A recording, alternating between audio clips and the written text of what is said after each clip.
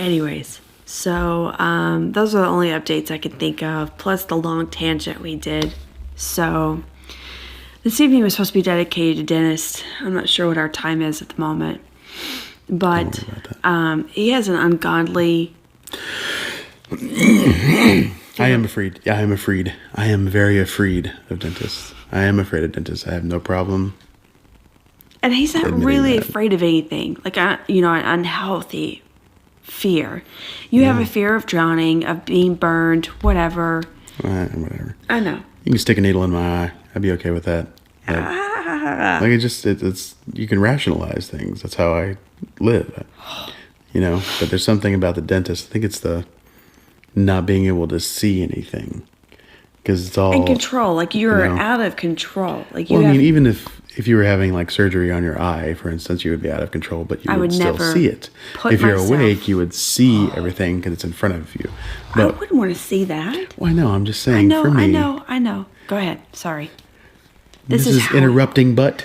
This is how we always are, man. I will try. Okay, now you're just showing off. Go on.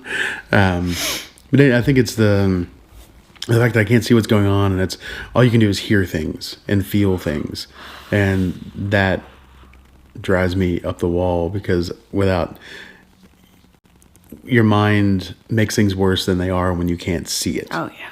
If you can see it, you can quantify it. If you can quantify it, you can rationalize it. Mm-hmm. But if it's just this disconnected sound and like sensation, there's no way to really deal with it. It's this unknown monster. And that freaks me the hell out. And I guess the the story I was going to tell was the breaking the chair at the dentist office. Yeah? Yeah. So we lived in Kentucky. Mm-hmm. We had a very nice dentist. Yeah, she was great. Who gave me Valium after this visit. It was she was not it's not like she pulled it out of her purse and just gave me a clear plastic baggie with 6 Valium in it. She did not do sedation dentistry, and so I went to get a checkup, and I had a cavity, I think, or something. It wasn't terrible, but I'm sitting in the chair, and she had an older chair that was wood and metal together. And so I'm sitting on the chair, like, grabbing it, and my hands were on the ends of it. Because they curled? And, so I was curled under like that. And it took forever because she was methodical. She didn't rush anything. And I'm sitting there getting more and more freaked out. And as I said last time, I'm freakishly strong, especially like in this type of motion. I can bench press a lot, but a lot of my strength, because I played football, is pushing up and pulling. Mm-hmm. And I just one side of the chair was weak, and I'm sitting there freaking out, and I'm holding on for dear life. My knuckles are white, and I just ripped the arm off her chair, just like straight up wood splinters. And I would have been proud if I wasn't terrified that I had broke her chair. And so, we switched to a new chair. Yeah. And she finished, which was wonderful. And then she said, you need to come back for some more stuff, but I'm going to give you a prescription for Valium before you come. Yeah. And you take 2 of these high dosage Valiums, and you won't care what I do. Yeah. Which is almost true. I still cared. It was just easier to deal with. But after that, every dentist I go to is sedation, so I'm out. Yeah. Yeah. And hopefully they listen to me. Well, the one in Texas did. I took you to... I woke up in the middle of the procedure, and they gave me more. Oh, I didn't know that. Yeah, because my body breaks down foreign chemicals really quickly. It's one of its defense mechanisms. It's like I got my... He's a mutant. I really am. That does happen. Don't get me wrong. But he's also a mutant because he's a big guy, and they have to give you sedation to fit your body weight. Yeah. And so they didn't give him enough. No, they gave me enough to match the body weight of someone my size. That's true. Yes. And I always tell people, because this started when I was 15 or so. I had an ingrown toenail, which happens to kids that don't take care of their feet, which I did not when I was younger. And it kept happening. And so the doctor said, let's just take your toenail off, cauterize the well that it grows out of, and you won't have a toenail anymore. But that's fine. Your foot, the skin will toughen up just like the rest of your foot. So we did that. And he shot Novocaine into my toe, my big toe, to numb it so that he could do all of it. And my body kept breaking it down before he could start the procedure. Shut up. Because he wasn't putting a lot in there, because I'm like 15 or 16. He was like a little bit. God. And so eventually what he did is just pumped the toe full of Novocaine and then put a Band-Aid like at the base of your toe. Oh, to cut off the blood circulation. Not a Band-Aid, a rubber band to keep it from flowing into the rest of my foot. Yeah. And it slowed it. I mean, it didn't enough that my toe would fall off. So it slowed it, so he was able to do it. But halfway, but the end of the procedure, because he uses it's like an arc welder kind of. It's electric that they use to cauterize it. It was a little electric tool. And he was doing the last couple of bits, and my toe was not numb anymore, and he hit me with like 800 volts or whatever, and I kicked him in the chest. Felt bad about that. I'm glad you think my pain is being shocked is funny. No. Just your reaction to the doctor. You're sorry about that, man. Well, I mean, when you get shocked with electric, your muscles just act on their own. No, it's like when they kick you, when they hit you underneath you, it's just a jerk. It's not like he did that and I went jerk and kicked him in the chest. I liked him. He was a great doctor. So, like, it was done. That was like the last one or whatever. And so my toenail still grew back. Yeah, he's got both toenails. Because he's like, let's take care of it. It won't come back. Like a year later, I had my toenail back. It's just like nothing stops it. So I knew because of that experience going in that I needed a lot of anesthesia. A lot of anesthetic had to be pumped into my body and almost continually pumped in for me to stay out. Yeah. And I don't know if they thought I was trying to be manly or whatever, but I went to the dentist and was like, look, dude, I need a lot of anesthetic because if you don't, my body will break it down and I will wake up in the middle of this thing. He's like, it's okay. We know what we're doing. We'll take care of you. This guy, his whole job is doing this. Yeah. I'm like, that's cool. Whatever you say. If I wake up, I'm going to be unhappy. Because they were doing like crazy stuff to my teeth. They had to go under the gums and do stuff. And yeah, because that was the broken tooth, right? They did that as well. I had broken a tooth. But they also had to do some sort of descaling thing under my gums because my teeth are screwed up. That's genetically, right. They're just bad. That's right. So they pump me full of the stuff. I go to sleep. Everything's cool. I don't remember any of this. Thank God, because someone would have died. Yeah. But apparently halfway through the procedure, I woke up. Oh my God. Because they had given me enough to put me all, like they thought, I'll be out for like 30 minutes after the procedure was done. Like they pumped my ass full of stuff. And yeah, I was like, came around and the dentist was like, yeah, we believe you now. Like you woke up halfway through the procedure, you open your eyes and you're like, what's going on? And they had to scramble because they were doing all kinds of crazy stuff in my mouth, and they had to scramble and turn the anesthetic back on to put me back under. But they had a note. I wish I had the file still. There was a note in there. It was like 2 times the anesthetic of a normal person my size or whatever. Like they made a note. Yeah. And so I didn't have to deal with the whole like, oh, look who's a big man. He needs lots of anesthetic. No, I don't want to wake up, please. You don't want me to wake up. Yeah. Because it could have very easily been like, people are holding me down and I have to kill somebody. And you would have just been flailing arms and everything or punching someone. But what's really interesting is that I pick him up and they decided to tell me after the procedure was over that he should not be left unattended for 2 hours.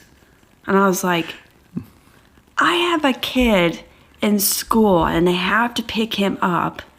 And we made this procedure when he was in school so that it would be easy. Mm-hmm. So I get Chris in the car And he's talking like nothing happened. Like he wasn't under anesthesia.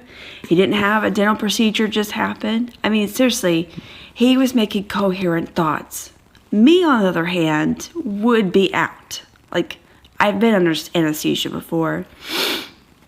And it probably took me a good 30 minutes to an hour to wake up after they gave me the thing. And then she was all crying the whole time afterwards. Yeah, I'm very emotional telling afterwards. everybody, like there are people that they laugh uncontrollably when they come out, or they cry. And I think everything is funny. Yeah. Kind of guy when I come out, and she loves you, man, at the stoplight that she's never met before. She makes you roll down the window and just let you know she's crying. I love you. And I'm laughing over there because it's funny. But yeah, when I got my wisdom teeth out, it was the same thing. I went under, and they gave me pain medicine and all this stuff. They're going to be like, it's going to be hard, and you're not going to be up and around and doing anything. And within like 2 hours of being home, I was working. You still were uncomfortable, Well, but yeah, it wasn't anything that you couldn't handle. I was off the medicine after a day or two, the pain medicine. Day. And then like 2 hours after getting out of the procedure, I was working from home. So this guy has a procedure done. I don't remember what it was. And we had just moved into a new place. And our landlord comes over and says, hey, I have the refrigerator that needs to go into your place. I wanted to punch that guy in the face. And we will dedicate a show just to this guy. And so he's like, hey, is Chris around? I'm like, yeah, but he just had oral surgery. So that's my wisdom teeth. This was the wisdom teeth. So he's not allowed to do anything. Oh, well, he can help me bring in the refrigerator. It's like the day I had this done. Did you just not hear me say he had oral surgery? Just because it doesn't mean that they opened his guts that he still isn't, in pain and such. So why would you expect him to be able to help you move this in? Anyways, Chris had to do it because we needed the refrigerator. And the guy was a cheapskate. So that's just... And by helping him, he meant I did it. Yeah, Chris... Well, he watched me. I'm sure he helped you a little bit. Because he held the door. Well, one side had to be open. Didn't he have to lift one side just so that it wouldn't scrape on the thing? You would think he would do a yes, but I lifted the entire thing. See, I don't remember that kind of stuff. Anyways... So Chris is totally coherent. He can have actual normal thoughts after being under anesthesia for it doesn't matter how long of a time. Me, on the other hand, I had an emergency C-section with our oldest. And I do not recommend that, by the way. Yeah, you can plan that. I mean, you can plan the C-sections because people do it, but I'm just saying you can't plan an emergency. Anyways, so when I first got the epidural, I said I wanted the least amount as possible because I wanted to be able to feel myself pushing because most women will complain about not being able to feel anything. Okay, I could not feel my legs. I understand when people have lost a limb that they feel like there's a phantom limb there. Oh, yeah. Okay, I know what that feels like.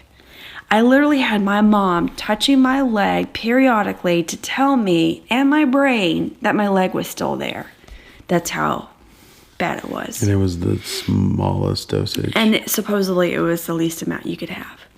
So we get into the operation room, and the guy's like, how much did they give you? I don't know. I'm not an anesthesiologist. I don't know how much they gave me. I was like, I asked for the least amount. And he's like, that doesn't tell me anything. Well, you know what, USOB? I'm about to give... he was cool. I don't remember him. He was I remember the second guy. No, that guy was cool. Okay. Because I was freaking out. Yeah. You were definitely in the freak out zone. Everyone in the room was trying to make me feel better while they were trying to make sure that you and the baby survived the procedure. Sure. Because it was bad.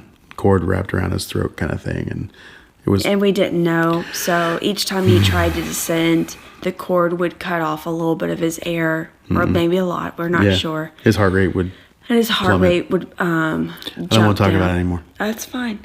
I'm ready to move on. It was I was thankful for the people in the room because I was there for her.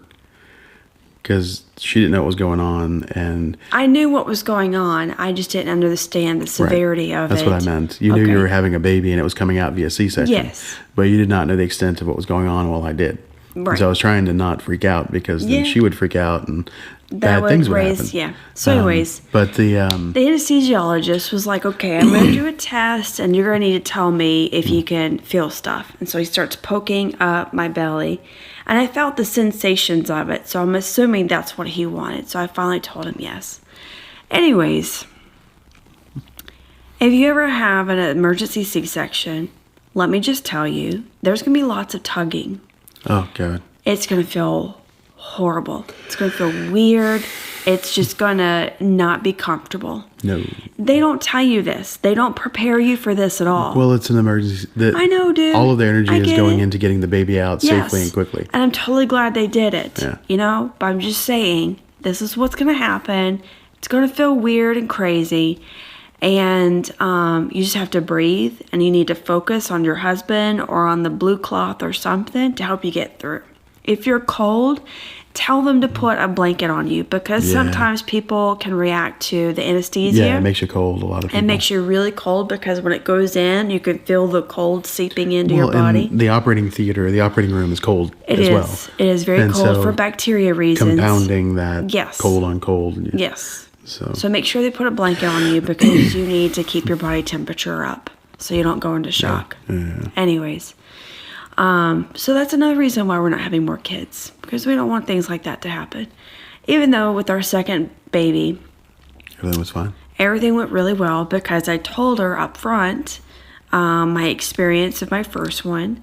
We actually planned this C-section, and I told them that I was deathly afraid of needles, and I would suggest not hearing any horror stories about anesthesia. Because that can freak you the frack out. And if you don't know what frack is, go watch Battlestar Galactica. Anyways, so we've had our shares of moments. Fun times. Which is why I don't like going to the dentist. If I went back to the dentist, I'd want to be knocked out. But then I couldn't because I have to come home and take care of kids. And there's no way for Chris to be able to take care of me and the kids at the same time. Not that you can't do it. I know. And if you planned it so I could take 2 or 3 days off of work, I would be fine. I have unlimited time off. Yes, but I don't want to put you under the stress of taking care of your loopy wife and the crazy baby running around doing crazy things. Because, oh my God, he does crazy things. He does. So we have footstools that are circular. In the shape of a circle. And he sits where Chris is, stands up, or squats, and jumps out like Superman onto these things. It's terrifying. And he thinks it's funny. He loves it. And he'll get on the edge of the couch and run up the couch towards us, teetering close to the edge. Yeah. It would be different if he just ran straight. Yeah, he does. But he runs at an angle and he flops over and overcorrects, and we just wait for him to face plant into the floor. It's pretty terrible. It is. We have deemed that he has a very special guardian angel. Yeah. And that's why he has not broken anything. Mm-hmm.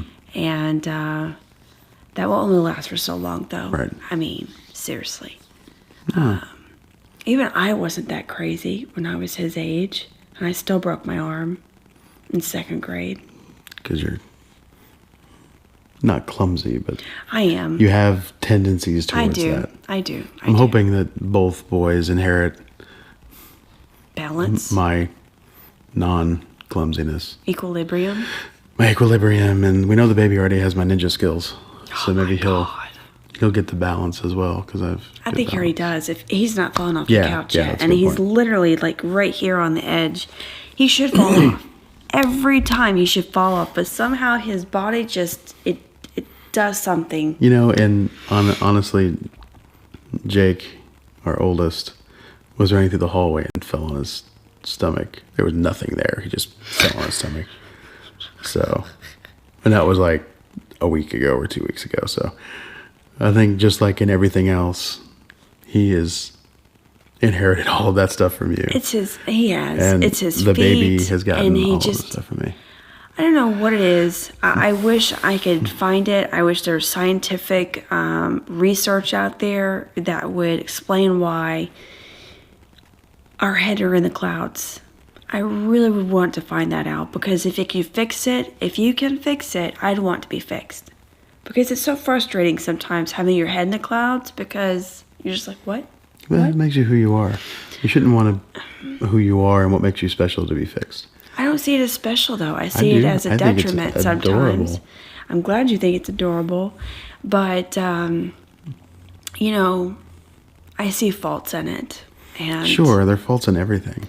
There are pluses and minuses to everything. Oh, my God. Are we going to get really into this? I'm just saying that there's nothing wrong with you. I'm not saying there's anything wrong with me either. It's just frustrating. I would like to have this ability and be able to pass it on to my oldest, because he's just like me. Just like me. Which is nothing wrong with me. Mm-hmm. I love who he is. Yeah. But it does get very frustrating at times trying to pull my head out of the clouds. Anyways, so that's our family. Yeah. I think that's probably enough for tonight. That is definitely enough for tonight. So thanks for coming and hanging out with us. I always say the tagline at the end. It's your turn. I don't even know what the tagline is. Seriously. So this is where I say the same thing every time. It has no importance to me at this particular moment, and so it does not sink in. Even if it did sink in, I go to bed every night and my brain is wiped clean. Just reset. It's seriously. You ever see 50 First Dates? It's kind of like that. I'm not that bad. But she at least remembers us. That's very true, though. I will always remember my kids and my husband. But you ask for certain details at times.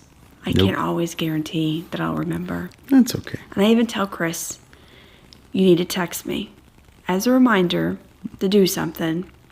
And if he doesn't text me, I have to write it down. Because if it doesn't get written down, I don't remember. And it's not because I don't want to care about it. That's just how my brain works. It goes... Hey, be quiet. All right, it's time to end the show. Shh. Okay, stop it. Thanks for coming and joining us on this weird trip that we have. Subscribe, comment, like... do the things that I always ask you to do. See, if you want to remember. I do. I just don't want to say the same thing every time. Stop talking. That's the third time I've tried to stop the video. Thanks. Have a good time. We'll see you soon. Have a good time. What are they going to do? Whatever they want. I don't know. I'm not their dad. I totally did that on purpose. Oh, I know you did. Oh, he's giving me the stink eye. Good night, everybody. Good night.